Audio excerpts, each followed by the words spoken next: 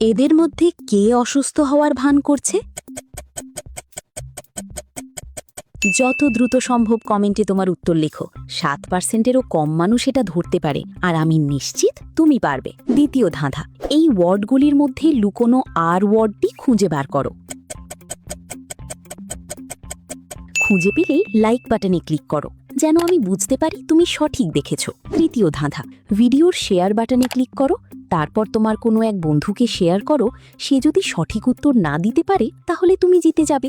একটা গোপন কথা, তুমি যদি তোমার জন্মদিনে কোনো ভালো উপহার পেতে চাও তাহলে এখনই সাবস্ক্রাইব করো, না করলে মিস করতে পারো। ফাইনাল ধাঁধা, এইটা হার্ড। এই ইমোজি ভেতরে একটি ভিন্ন ইমোজি খুঁজে বার করো।